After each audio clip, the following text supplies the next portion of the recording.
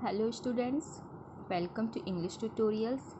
Student, today I am going to start a new chapter of English grammar book of standard 5 and the name of the chapter is case.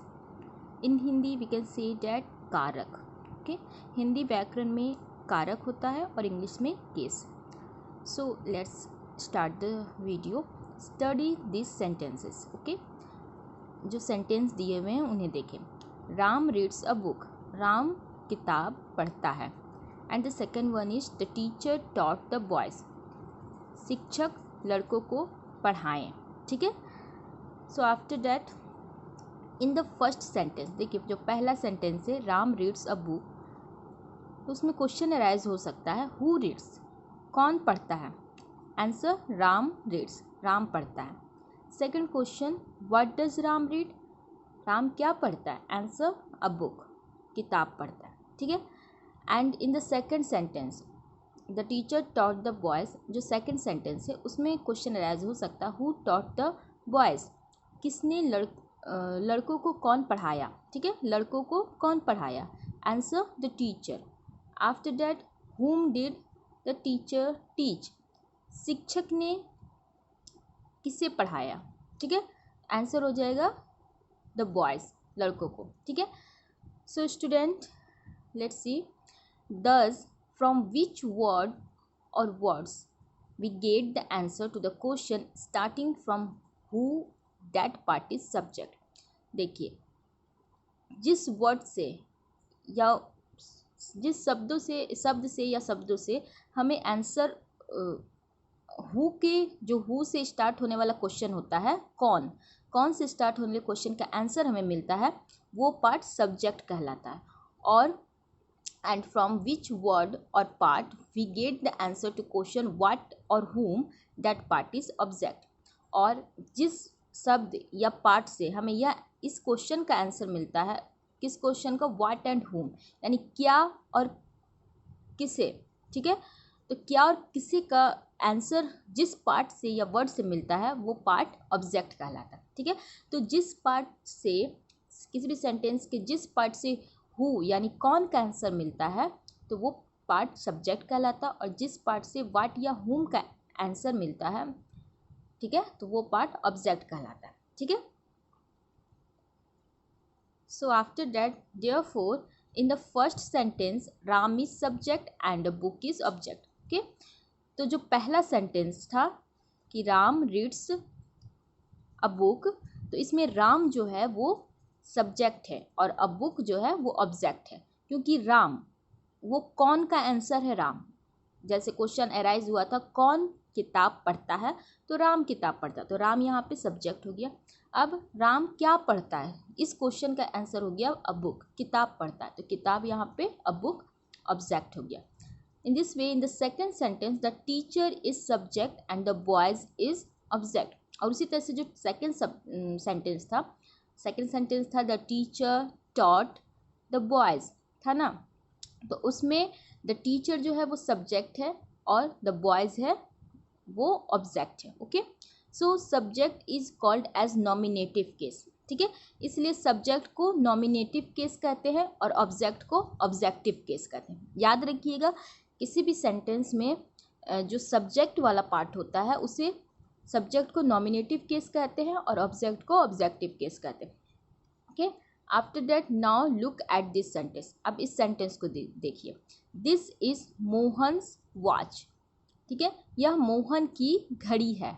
And it is his pen, और यह उसकी pen है, उसके कलम है. ठीक है, तो ये जो सेंटेंस, इसमें देखिए पहले सेंटेंस में क्वेश्चन अराइज होता है हुज वॉच, किसका वॉच, किसका घड़ी है, मोहन का. ठीक है, एंड सेकेंड सेंटेंस में हुज पेन, किसका पेन, उसका पेन. ठीक है, फ्रॉम द वर्ड और part if we get the answer of those, if we get the answer of whose, that word और पार्ट शोज द पोजेशन और ownership. ठीक है, तो जिस भी वर्ड या पार्ट से हम हुज का, हुज मतलब किसका जो आंसर हमें मिलता है, तो वो वर्ड या पार्ट पोसेशन या ऑनरशिप को यानी अधिकार को शो करता है. ठीक है, जैसे यहाँ पे है कि हुज वॉच, किसकी घड़ी है, मोहन की घड़ी है, तो मोहन्स, ठीक है।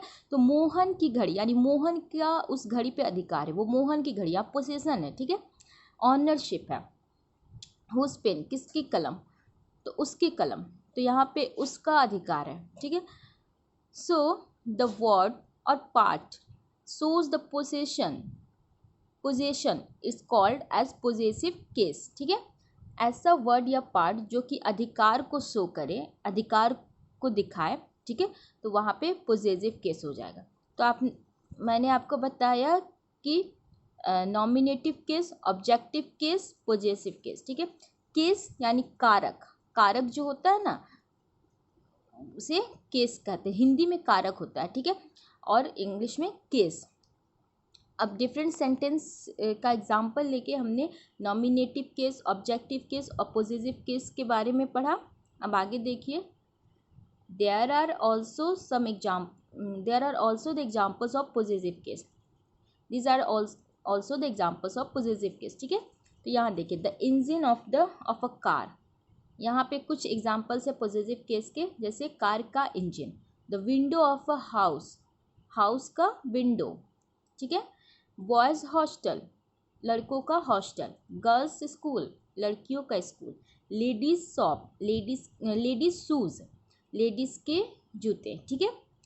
So after that here we see that the plural nouns are formed possessive case adding apostrophe at the end।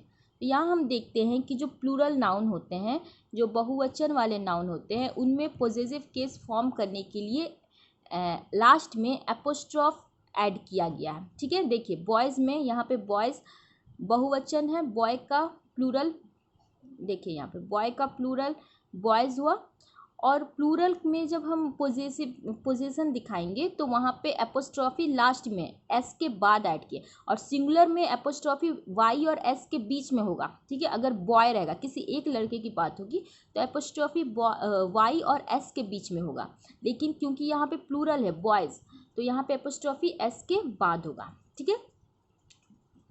तो इस तरीके से हम पोजीशन को पोजेसिव केस फॉर्म करते हैं, ठीक है। After that look at these sentences, Mohan come on, Raman go there, bravo well done, ठीक है।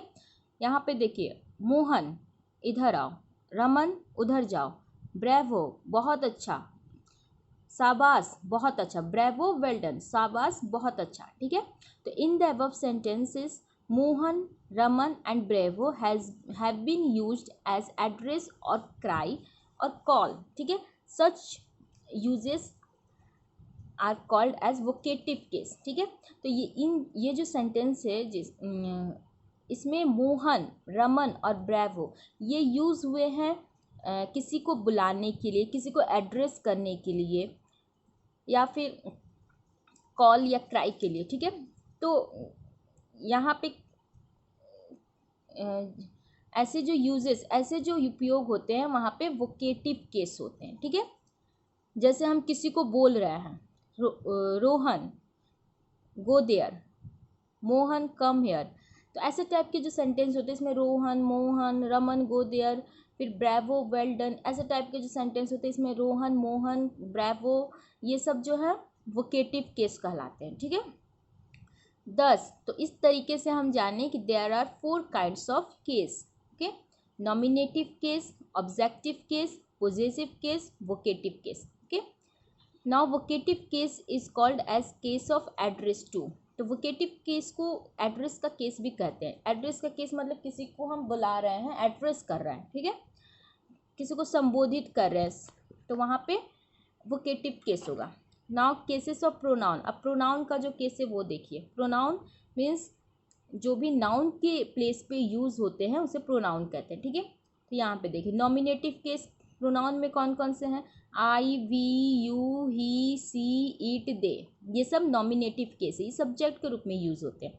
After that objective case me, us, you, him, her, it, them, ये सब ऑब्जेक्टिव केस है, ऑब्जेक्ट के रूप में यूज़ होते हैं। And possessive case my, mine, our, ours, your, yours, his, her, hers, its, their, theirs, ये पोजेसिव केस हैं, क्योंकि यहाँ ये जब भी यूज़ होते हैं तो ये अधिकार को शो करते हैं। जैसे माई पेन, ठीक है, दिस वॉच इज़ माइन, या आवर हो गया, आवर्स हो गया, योर हो गया, ये सब जो है पोजेशन को शो करते हैं, इसीलिए ये पोजेसिव केस है, प्रोनाउन के पोजेसिव केस है, ठीक है। After that okay, so student, your chapter case is completed. Okay, now you have to read it carefully, and you have to write down uh, about nominative case, objective case, possessive case, vocative case, and also write down some examples. Okay, so after that you have to do the book work also, the practice work given, so you have to do this. Okay, so thanks for watching and keep learning.